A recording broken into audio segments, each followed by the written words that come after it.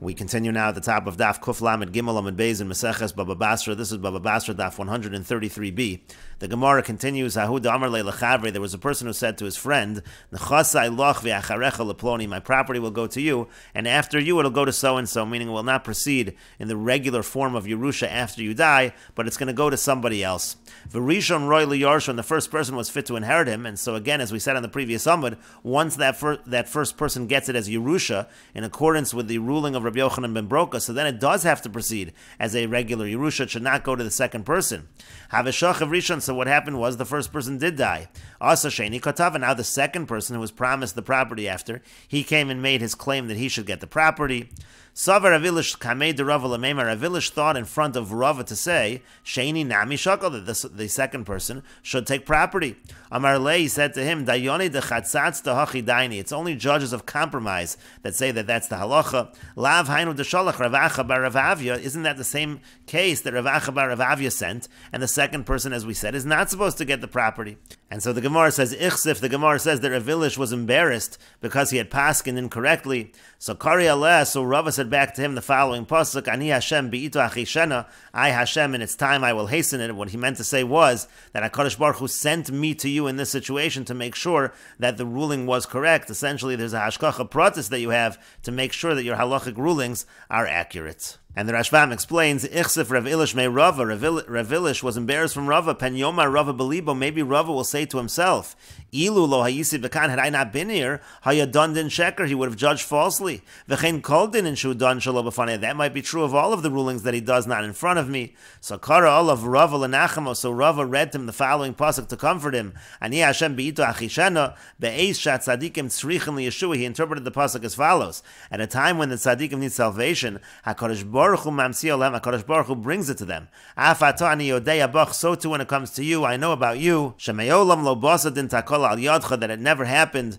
that a stumbling block in halacha came before you. Sharei achshav zimanni li HaKadosh Baruch Hu kodem shigata lahora v'lo nechshalta. Because even right now, HaKadosh Baruch Hu made sure that I was there to make sure there was no mistake in the ruling. And the Gemara continues with the Mishnah, Hakosev es nechasav la'acherim. If somebody writes his property to others, v'hiniach es bonav, and he casts his sons aside, he doesn't leave property for his children. Masha asa asay. So what he did is effective. The property does go to the acherim, to the others. Ela'ein ruach chachamim nocha himenu, but the chachamim are not pleased with his actions.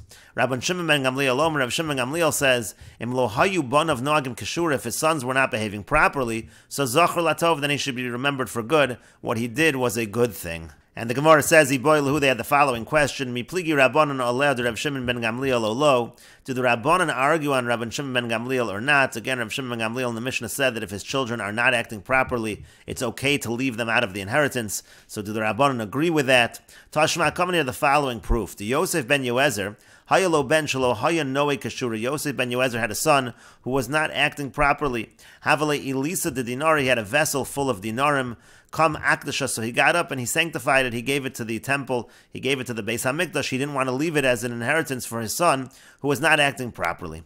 Azel Nasiv Bas Gadol Kalile, the Yanai Malka, the son of Yosef ben Yoezer, he ended up marrying the daughter of the crown weaver of King Yanai. Olida Devisu, so his wife gave birth, and Zavin La Binisa, so he bought for a fish.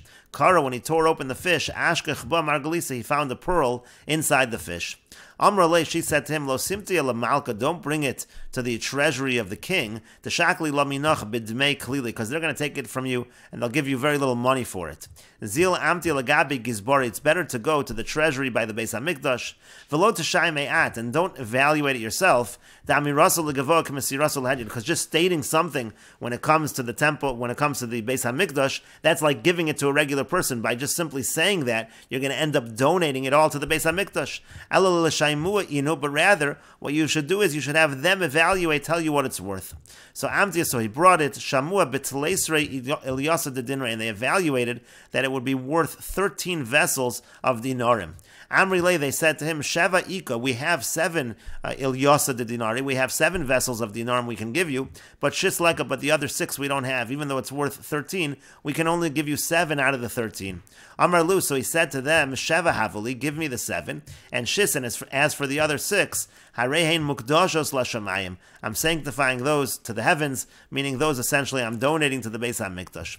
So Amdu v'chasvu, so they got up and they wrote, Yosef ben Yoezer hichnes achas, that Yosef ben Yoezer, he brought in one vessel of dinarim to the Beis HaMikdash, uveno hichnes sheish, but his son brought in 6, because he could have taken 13, instead he only took 7, it's like he donated 6.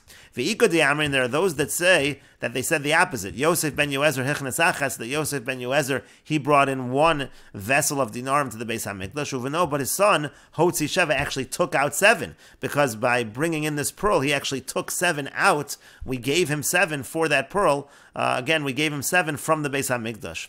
And so the Gemara now says, from the fact that they say he brought into the Beis HaMikdash, Mechlal the Shaper of it, it sounds like everything was good. They're satisfied that Yosef ben Yoezer did not leave the son any inheritance, because that caused the Beis HaMikdash to get a donation. But the Gemara says, Adarab, on the contrary, from the other version, from the fact that they say he took out from the Beis HaMikdash, Mechlal the Lav Shaper of it, that sounds like what was done was not good. It was not good that he did not leave an inheritance for his son. And so the Gemara says, Elameha, rather from this story, Lekal Mishmam, we can't tell anything from this story. And the Gemara continues, My Hava Allah, what's the final ruling on this? The Gemara says to Hashma, come and hear the following proof. D'Yamar le Shmuel Rav Yehuda, because Shmuel said to Rav Yehuda, Shinana, sharp one. Some say that Shinana means the one with big teeth. Lo tahave ve'avure achasanta, don't be by a house where the inheritance was transferred. Ve'afilu mi bora bisha levora tava, even if it was transferred from a bad son to a good son. Ve'kol shekain, and certainly mi bora lebarta, if it was transferred from a son to a daughter. The idea being it's not good to transfer the inheritance away from those who are supposed to receive it. And the Gemara continues, Tana Rabban, and the rabbis taught, there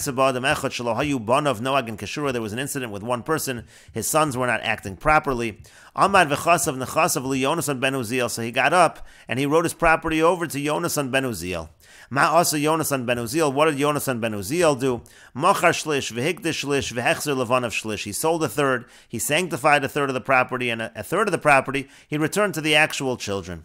Ba'olav Shammai ben Maklo v'sarmilo, Shammai came to him with his staff and his bag. Amarle said to him, Shammai, imata yachol lahotzias masha macharti u'masha ekdashti. Yonasan ben Uziel said to Shammai, if you're able to take out, if you can repossess what I sold and what I sanctified, so then ata yachol lahotzi masha you'll also be able to repossess what I returned to the sons. And we will continue with this discussion in the next video on Daf Kuf Lamed Dalid Amud Aleph.